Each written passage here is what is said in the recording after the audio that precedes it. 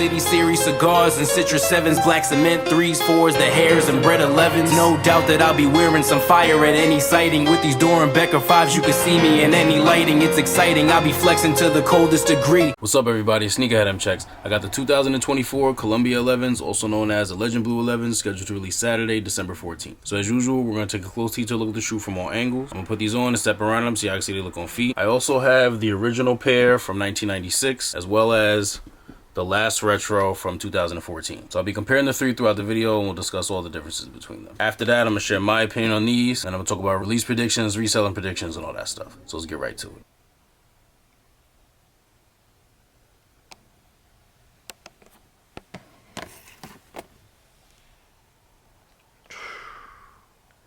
This white patent leather goes crazy, especially under the light. The blue on these is really nice and icy. It's not as like foggy as it was on the 2014 pair. It's a little bit more like see-through. And I love how nice and clean Columbia's look before, you know, they start to yellow or get dirty or whatever.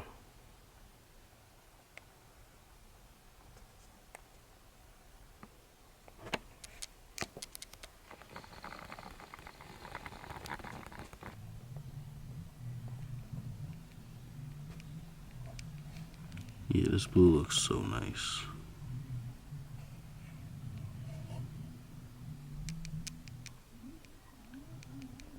These have the higher patent leather cut that we've been getting on 11 since 2016 now, which is supposed to be more like the OG. But looking at these next to an actual OG pair makes me realize that the higher cut is actually a little exaggerated on the newer pairs. See, for a while, 11s used to come more like this 2014 pair with the lower cut. Like you see, the patent leather doesn't come up nearly as high over here as it does up here. But after 2016, they started giving them this higher cut on the patent leather to resemble the way the OGs were cut. But looking at them next to these, it really was not that high.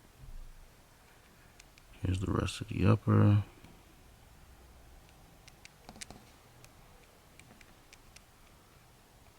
Jumpman. Now I noticed on the left shoe they brought back the backwards facing Jumpman. If you look at the 2014 pair, both Jumpman are dunking towards the right, but on every other release, the new pair, the OG, and the 2000 pair, which I don't have here, the left shoe, the Jumpman, is dunking towards the left. Here's the inner side.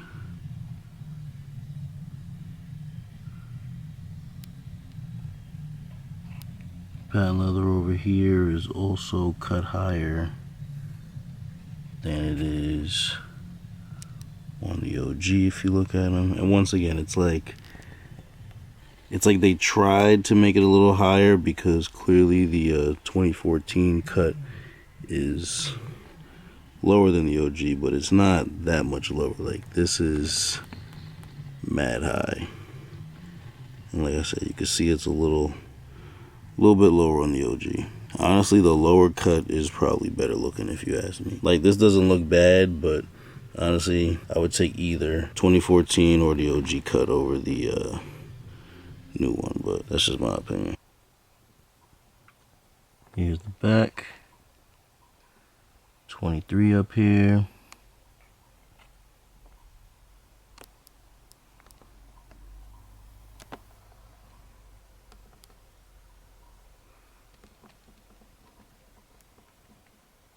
Got the usual here on the back side of the tongue. Quality basketball products inspired by the greatest player ever. All black interior and Nike Air on the insoles. Here's the outsole. So icy looking. It's got the white Jumpman on the bottom like the OGs.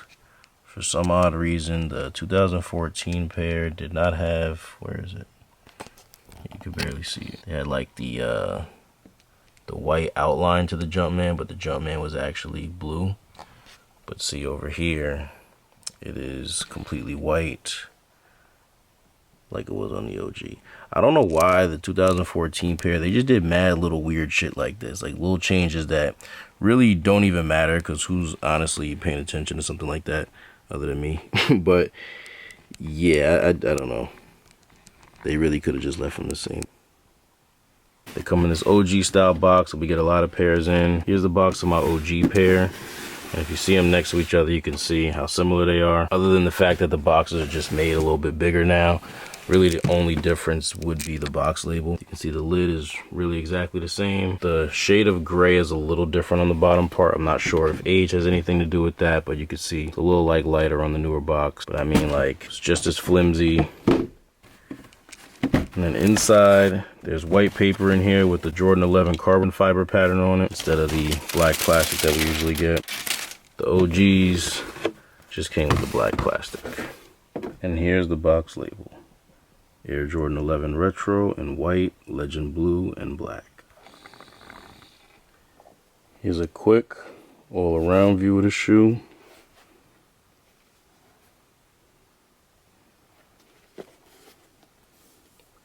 Alright, now let's see they look on feet. Wanna fuck with me cause a nigga boring. Break a couple grams down and put them all in. Smoking Gary Payton like a Michael Jordan. Drinking like it's game 6, taking mad shots. It's best that I don't drive, I done had a whole lot. I'm probably going home with this pretty ass thigh. She wanna ride with no protection like we in a slingshot. And I'm still lit. Yes, sir. Got Patron in my cup. So in comparison to the 2014 pair, the 2024 pair has a more clear sole. When I say clear, I'm not just talking about the fact that they're new and icy and the 2014 pair has yellowed a little bit, which is causing them to turn green. Besides that, you can just see through the blue part a little bit more than you could on these. You know, like if you look at them from the front, you can see right here where the midsole meets the upper. This has nothing to do with the fact that they've yellowed. On these, you can't really see what's going on under here. So that's what I mean by the sole's more clear. You have the different shape and height on these, plus the higher patent leather cut that we talked about earlier. The Jumpman on the left shoe is dunking towards the left, and on the 2014 pair is going towards the right. Nike Air on the insole as opposed to the Jumpman, and no shoe trees inside. Also, the 2014 pair, they changed the backside of the tongue. They did a blue patch with black text and a white Jumpman. 2024 has the black patch with a blue Jumpman and white text, like the original in 2000 pair. The Jumpman down here on the outsole is white. On the 2014 pair, it was blue with the white outline. And obviously the sole on these is icy, whereas these have turned greenish blue due to age. In comparison to the OG pair from 1996, the only real difference is the fact that these have yellowed from age a little bit and these haven't yet. Side note, this is one of the best conditioned OG Columbia 11s that you'll ever see in this day and age. This is immaculate condition for this shoe to be 28 years old. Most pairs, most OGs look like shit. When you put them next to these, the discoloration does stand out a little bit more. But yeah, other than that, there's really not much difference between these two. The only other thing I could really say would be the exaggerated patent leather cut over here and on the inside. Overall,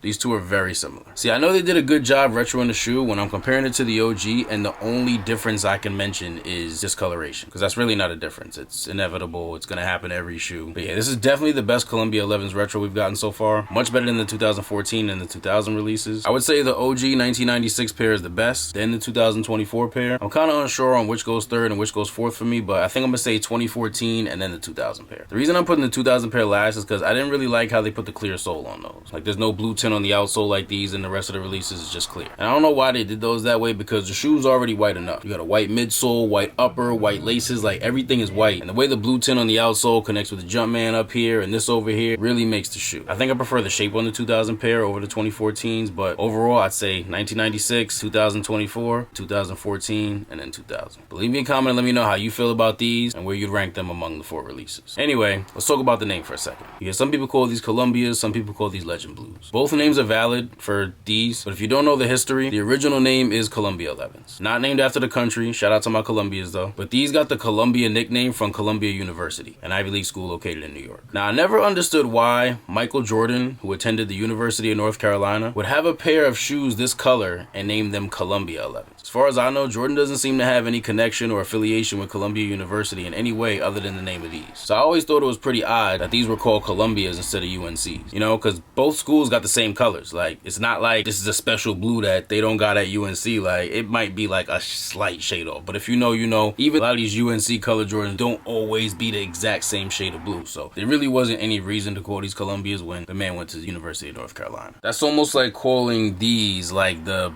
Portland Trailblazers 10s or something like that. Like, you know what I mean? I feel like there's gotta be some hidden reason behind it. But like, what? You know, I even thought for a while, I was like, you know how like they got like the Sacramento 10s, the Seattle 10s, and the New York 10s because he just fried those teams so bad in the NBA. I thought like it was one of them situations like, yo, maybe Jordan like dropped his career high in college against Columbia's basketball team or something like that. I mean, maybe he did. I wasn't alive back then, but I tried to Google it. I don't see none of that. So I really don't know why these are called Columbias. But anyway, regardless of the reasoning, they named them Columbia 11s. From the original 1996 release to the first retro in 2000, that's what they were called. Then the next retro was in 2014, and that's when they started pushing the new Legend Blue nickname. And I did not know why. To this day, there still is not an explanation as to why they just changed it like that. Not that I've seen from any reliable source at least. So I had to assume it was like a trademark thing with the university and using their name. I don't know what kind of agreement they had with them over it initially, but whatever it was seemed to have expired or gone bad somehow before 2014. They even changed the color description on the box and everything. Like if you look here on the OG box, the box label says white, Columbia blue, and black. The box for the 2000 pair says the same thing. And here's the box for the 2014 pair, and you can see this one says white, Legend Blue, and black. So that's why you'll hear some people call them Columbias and some people call them Legend Blues. Kind of depends on like what you're more used to or how long you've been collecting. Because I feel like if you've been collecting for a long time and you were introduced to them as a Columbias, the name is probably stuck like it has with me. But let's just say you got into sneakers like maybe like around 2014 or later, you may be more familiar with the Legend Blue name. I mean, it doesn't really matter. Like both names are valid for these and the 2014 pair at least. The OGs and the 2000 pair, you gotta call those Columbias. But for these, Columbias, Legend Blues, either works. But yeah, these are nice. I really couldn't ask for a better retro. And it was a good time to bring these back too. I feel like a lot of people's pairs from previous releases are cooked by now or not as clean, or at least have yellowed over the years to the point where they just don't look as good as they used to. So I feel like a lot of people needed that. Columbia 11s are so beautiful, but the worst part about them is that they do not look like this for that long, like completely white like this. In the matter of months, I'm gonna start to see little greenish parts on the outsole. The upper doesn't yellow as bad. Like this patent leather really would suffer the most, and it takes it a lot longer than like the outsole does. But yeah, this outsole is gonna be green and or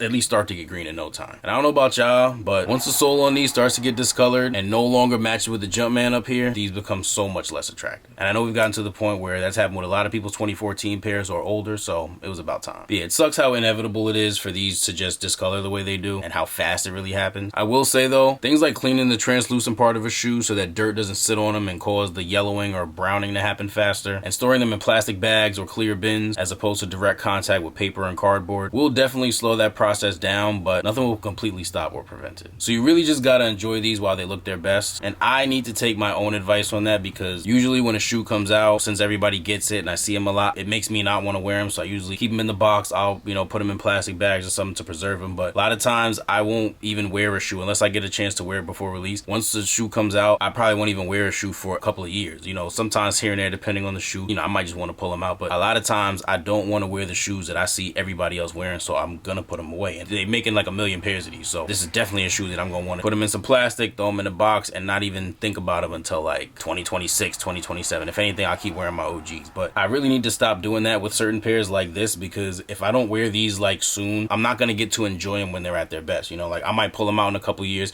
They're still gonna be mad icy, but like there's gonna be a little green somewhere down here. And honestly, if it's just down here, that's fine for me because I'm gonna wear them. I'm not really tripping about the bottom of a shoe that I'm wearing. But yeah, these should be an easy cop for everyone. Like I just said, I believe they're making over 1 million pairs of these. So many retailers, high stock numbers, and plenty of restocks. So there's no reason why you should have to end up paying more than retail for these. It should be a lot like the Black Cement 3s release, where they're gonna sell out because they have demand, but due to the amount of pairs they're making plus the higher retail, some sizes are gonna end up sitting around for a little bit. Especially like my size, 9.5 and smaller. You'll definitely be able to walk into Foot Locker like that Monday and just be able to pick up a pair in store. I'm just hoping they don't sit too long. I'm all for everybody being able to get a pair at retail. I think that's great, but the thought of them sitting in the stores for days after release just doesn't sit right with me. I normally don't really care about what a shoe sells for after I get them, but for these it's a little different just because of when they're released. Like it won't even feel like Christmas to me if people aren't going crazy over the holiday season Jordan 11s coming out. Like if it's like December 18th and 19th and I go to the mall and I see these shits sitting in the stores everywhere, Christmas is canceled. Like